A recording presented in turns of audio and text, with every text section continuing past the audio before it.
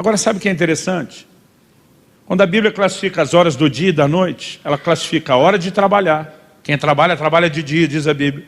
E quem dorme, dorme de noite. Mas quando o assunto é oração, Deus diz, é para orar de dia e de noite. Evangelho de Mateus, capítulo 26. Nós vamos ler a partir do versículo 36. O texto diz assim: em seguida foi Jesus com eles a um lugar chamado Getsêmani, e disse aos seus discípulos: assentai-vos aqui enquanto eu vou ali orar.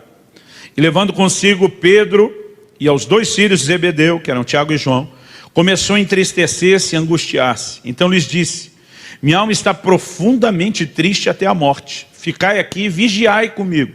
A ordem de vigiar é claro.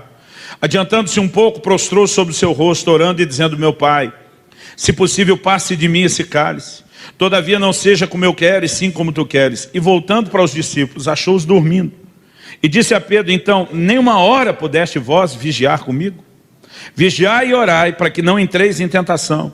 O espírito, na verdade, está pronto, mas a carne é fraca. E o versículo 42 diz que ele volta a orar.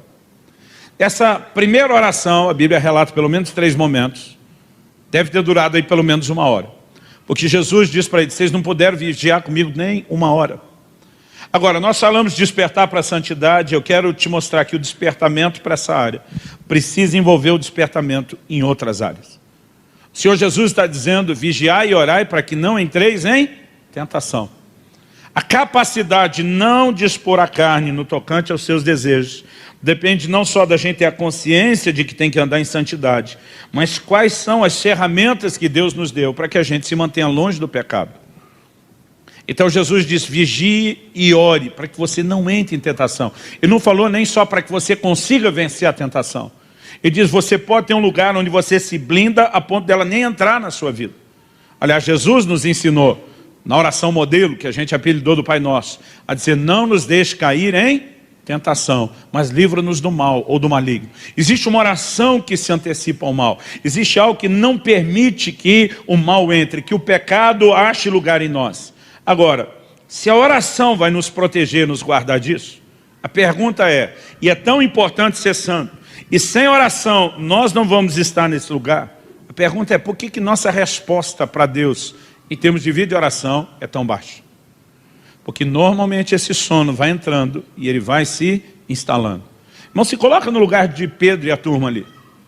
Jesus diz: minha alma está profundamente triste, angustiada até a morte. Nós não temos relato de Jesus ter falado com os seus discípulos dessa forma em nenhum outro momento, a não ser esse, com aproximadamente 3 anos e meio de ministério. O que se calcula mais ou menos pelas festas, né, que a Bíblia menciona no ministério de Jesus. Agora, pela primeira vez, Jesus está dizendo: gente, eu preciso de vocês comigo. Minha alma está triste, angustiada até a morte, eu preciso. Olha que apelo feito. Agora, ele está 1 hora orando, e quando volta, os caras estão dormindo, e diz: nem 1 hora vocês deram conta de vigiar comigo. Agora, olha o que Jesus explica. No versículo 41, vigiai e orai para que não entreis em tentação. Aí diz: o espírito, na verdade, está pronto, mas a carne é fraca. Nós temos uma lição importantíssima aqui quando falamos de despertamento. A frase "a carne é fraca", normalmente ela é aplicada de forma errada. Eu diria que em 99% pelo menos, ou 0,999% das vezes que um crente usa a frase "a carne é fraca", ele está aplicando de uma forma diferente do que Jesus falou. Eu já estou há 24 anos no ministério pastoral, pregando há mais tempo que isso. Mas só como pastor eu posso te dizer, eu perdi a conta de quantas pessoas, e já faz muito tempo que eu perdi a conta, eu já aconselhei, eu já orientei, gente que veio pedir ajuda para vencer determinada área, né? Ou gente que veio buscar socorro, restauração, porque havia tropeçado numa determinada área. E ao longo desses 24 anos de ministério pastoral, quase sempre que alguém usa a expressão "a carne é fraca", é para justificar: pois é, pastor, não deu para segurar. Infelizmente não consegui resistir, não me controlei. Mas no contexto em que as pessoas aplicam, a gente não teria que dizer que a carne é fraca. A gente teria que dizer que a carne é forte. Porque afinal de contas foi ela que venceu. Foi ela que ganhou. Quando Jesus fala da carne é fraca, primeiro ele diz: o espírito na verdade está pronto, mas a carne é fraca. O que é que Jesus está dizendo? O seu espírito. E aqui nós precisamos entender o que aconteceu no novo nascimento. Quando nós fomos regenerados e Deus nos vivificou, isso aconteceu no nível do nosso espírito. Jesus disse para Nicodemos, o que é nascido da carne é carne, o que é nascido do espírito é espírito. É no nosso espírito que nós somos regenerados. É no nosso espírito que, como diz lá 2 de Pedro 1,4, nós nos tornamos participantes da natureza de Deus. Então, o seu espírito está pronto para buscar Deus, é isso que Jesus está falando. Paulo, escrevendo aos Romanos, diz, no tocante ao homem interior, eu tenho prazer na lei de Deus. Seu espírito tem vontade de orar. Seu espírito quer comunhão com Deus. Jesus diz, o Pai procura verdadeiros adoradores que o adorem em espírito, porque a conexão e a comunhão com Deus é no nível do espírito. Paulo escreve aos Coríntios e diz, o que se une ao Senhor é um só espírito com Ele. O seu espírito, querido, quer Deus, ele quer oração, ele quer a palavra. Paulo diz, no tocante ao meu espírito, eu tenho prazer na lei de Deus. Ele diz, o problema é que eu vejo na minha carne uma outra lei guerreando contra a do meu espírito. Quando Jesus está dizendo, o espírito está pronto, ele diz, o lugar de prontidão está no seu espírito. Então nós precisamos viver num estado de consciência espiritual que nos mantenha conectados com Deus. Agora, quando ele diz a carne é fraca, ele está dizendo a carne se indispõe para buscar a Deus. Para pecar ela é forte. É para buscar a Deus que ela é fraca. É para orar que ela é fraca. Gente, vamos falar sério. Muitos de nós conseguimos ficar acordados até mais tarde, ou acordar mais cedo, ou levantar no meio da noite para algumas coisas, mas para outras não. Por exemplo, eu me lembro quando algumas das Copas do Mundo, né, para trás, algumas versões anteriores, não tenho certeza agora de que ano foi, ela aconteceu no Japão e na Coreia. Gente, a maioria dos crentes acordava de madrugada para ver jogo da seleção. Agora, sabe o que é engraçado? É que a maioria dos crentes que acordam para ver jogo diz que não consegue acordar para orar. Porque ele tem sono. Mas para acordar ver jogo, conseguia. Né? Alguns dizem, não, pastor, olha, deu tal horário, o sono bate, eu não consigo ler a Bíblia. Mas se o cara está na frente da televisão, ele fica acordado. A pergunta é, o que muitas vezes nos dá a força e a capacidade de vencer o sono e o que não? Quando a própria carne encontra algum tipo de gratificação e prazer, e é isso que acontece quando nós vamos ver um jogo a essa hora da madrugada, né? Ou quando vamos para qualquer outro tipo de entretenimento, ela consegue controlar melhor o sono. Agora, quando o assunto é buscar o Senhor, a carne se indispõe. Então, a mesma pessoa que às vezes fica acordada por outro motivo, não consegue ficar para aquilo que é espiritual, porque há uma guerra. Seu espírito está pronto, é a sua carne que luta contra. Nós precisamos entender, querido, que é despertar para a oração. Entrar num lugar onde a gente diz, a carne não nos governa. Eu vou viver nesse estado de consciência espiritual, nesse lugar de resposta para Deus. Irmão, a vida de oração não é algo fácil. Por mais que a gente saiba que é bom, existe sempre um desafio. Por exemplo, o irmão falou para mim outro dia, pastor, o senhor sempre acorda com vontade de orar? Todo dia o senhor tem vontade de orar? Ou de vez em quando, assim, dá aquela preguiça espiritual? Falei, de vez em quando, irmão, você está me colocando num patamar quase como se eu fosse um imortal. A carne nunca quer orar. Eu digo para as pessoas, olha, o negócio vai começar a ficar bom depois de uma meia hora. E vai ficar bom mesmo depois de uma hora orando. É difícil, querido, a maior parte das pessoas entrar para um tempo de oração e dizer, que vontade que eu estava de orar. Porque normalmente a carne está assim dispondo a isso. Mas há um lugar onde você vai matando, crucificando aquela carne, vai valorizando esse encontro do seu espírito com Deus. E à medida que você começa a despertar no seu espírito, aí você consegue atropelar melhor a carne. Mas nós precisamos aprender a entrar nesse lugar de despertamento.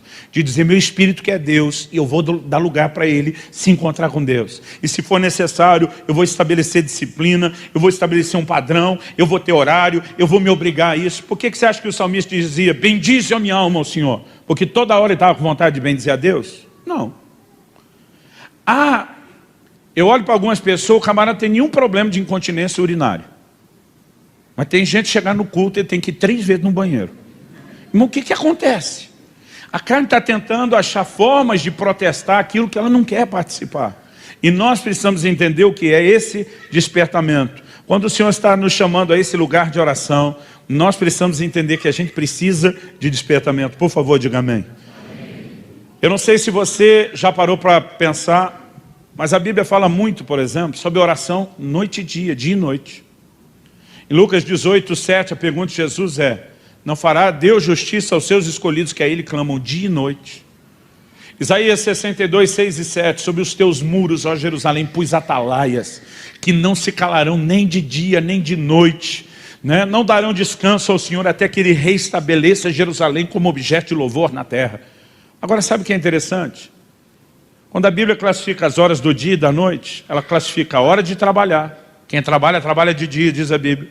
E quem dorme, dorme de noite. Mas quando o assunto é oração, Deus diz, é para orar de dia e de noite. Ou seja, nessa área você não pode dormir. Nessa área você não pode ficar sonolento. Nessa área você não pode diminuir o ritmo. Quem está entendendo, diga amém. Moody, um grande evangelista, né, de um tempo anterior a Billy Graham, fez a seguinte afirmação: nessa era de correria e incessantes atividades, precisamos de algum chamado especial, uma maneira diferente de falar do despertamento, para nos retirarmos e nos colocarmos a sós com Deus por um tempo, todos os dias. Então nós vamos assumindo um ritmo de vida cada vez mais insano. Sabe o que eu acho interessante? Paulo escreve aos Gálatas e diz, olha, eu não vi nenhum dos apóstolos do Senhor, a não ser Tiago, e uma vez eu tive com Pedro em Jerusalém, e foi só 15 dias. Qual foi a última vez que você visitou alguém para ficar 15 dias? E Paulo está dizendo, foi só 15 dias, como ele diz, foi pouco tempo. Mas eles tinham um ritmo, provavelmente, quando se fazia uma viagem como essa, né, lugares distantes, demorados, você não chegava para bater e sair correndo. Não se faz o tipo de coisa que a gente faz hoje, né? Isso acontece mais, por exemplo, no sábado, tem situações onde eu prego numa conferência de manhã, em outra de tarde, em outro estado, em outra de noite, em outro lugar, porque a gente tem hoje a facilidade de transporte.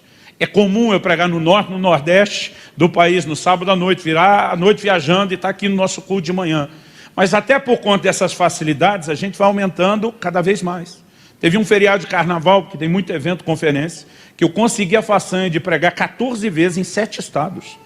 A gente vai acumulando, mesmo, né, pelas facilidades que tem. Nós vamos resolvendo tudo coisa ao mesmo tempo, né? E ainda dá um jeito de responder e-mail, WhatsApp, enquanto está viajando. Nós estamos cada vez mais abraçando mais coisas. E o que a gente não percebe é que isso pode comprometer algo que eu e você precisamos de tempo para nos dedicar. Né? Estar com o Senhor requer de nós tempo, dedicação. A maioria de nós hoje não visita nem família para ficar 15 dias. Isso mostra que cada vez mais nós estamos num ritmo acelerado.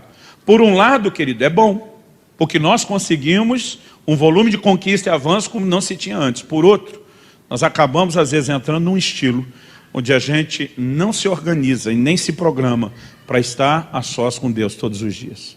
E nós precisamos desse tempo e precisamos despertar para isso em nome de Jesus. Amém?